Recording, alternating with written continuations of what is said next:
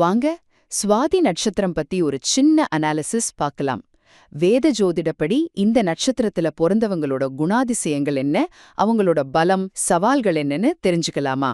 முதலாவதா இதன் கிரக கூட்டணி ரொம்பவே சுவாரஸ்யமானது தெரியுமா?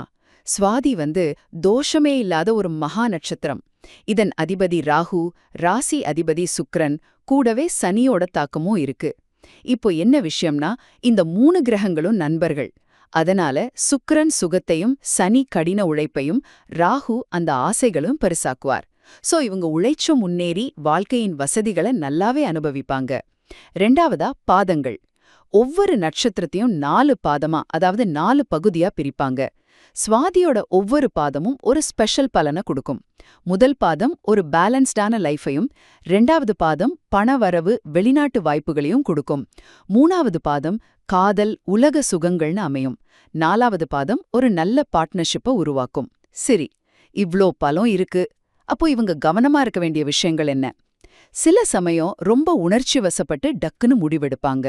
முக்கியமா ரிலேஷன்ஷிப்ல இது சிக்கலை கொண்டு வரலாம்.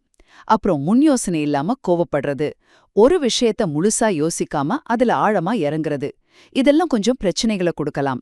இவங்க ராகுவோட நட்சத்திரமா இருந்தாலும் நம்பிக்கைக்கு பேர் போனவங்க. பொதுவா ராகுனா கொஞ்சம் குழப்பம்னு சொல்லுவாங்க இல்லையா?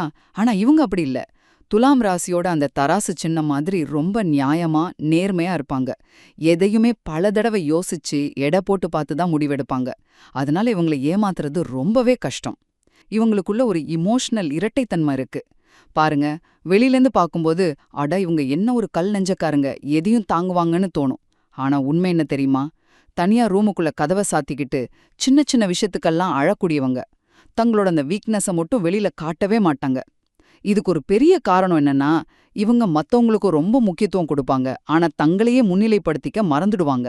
இவங்களோட ஆளுமே பாத்தீங்கன்னா கொஞ்சம் வித்தியாசமா இருக்கும், ஆனா எல்லாரையும் அப்படியே ஈர்க்கும். இவங்க கிட்ட இயல்பாவே அன்பு, இரக்கம், ஒரு சூப்பரான பேச்சாற்றல் எல்லாம் இருக்கும். ஆனா அதே சமயம் ராகுவோட ஆதிக்கம் இருக்கிறதால டக்குன்னு கோவம் வந்துடும். யாராவது கண்ட்ரோல் பண்ண நினைச்சாங்களோ அவ்வளவுதான். சுதந்திரம் தான் இவங்களுக்கு எல்லாமே. ரெண்டாவதா அவங்களோட தொழில் வாழ்க்கை. இந்த சுதந்திர மனப்பான்மை இருக்கு இல்லையா, அதுதான் இவங்கள வேலையில ஜெயிக்க வைக்குது. ஜெயிக்கிறோமா தோக்குறோமான்லாம் யோசிக்க மாட்டாங்க, கடுமையா உழைப்பாங்க. அதனாலதான் சொந்தமா தொழில் பண்றது, மார்க்கெட்டிங் இல்ல ஐடி இந்த மாதிரி ஃபீல்டுல இவங்கள அடிச்சுக்க ஆளே கிடையாது. சரி, உறவுகள்ல இந்த குணம் எப்படி இருக்கும்? 3வதா சுயமரியாதைக்கு ரொம்ப ரொம்ப முக்கியத்துவம் கொடுப்பாங்க. குடும்பம் குழந்தைங்க மேல பாசம் அதிகமா இருந்தாலும் அந்த முன்கோபம் இருக்கு பாருங்க, அது கல்யாண வாழ்க்கையில சில சண்டைகளை கொண்டு வரலாம். அதனால கொஞ்சம் விட்டு கொடுத்து போனா இவங்கள மாதிரி ஒரு நல்ல பார்ட்னர் கிடைக்கிறது கஷ்டம். இவங்க கிட்ட இருக்கிற பெரிய சிக்கல் என்னன்னா, அறிவை விட உணர்ச்சிகளுக்கு ரொம்ப இடம் கொடுக்கறது தான். இதனால அவசரப்பட்டு முடிவெடுத்து சில சமயம் மாட்டிக்கிறதும் உண்டு.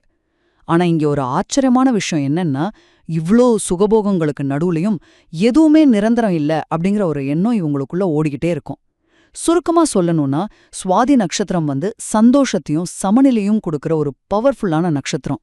ஆனா உணர்ச்சி வசப்பட்டு முடிவெடுக்கிறத மட்டும் தவிர்த்துட்டாங்கன்னா அதோட முழு பலனையும் அவங்க அடையலாம்.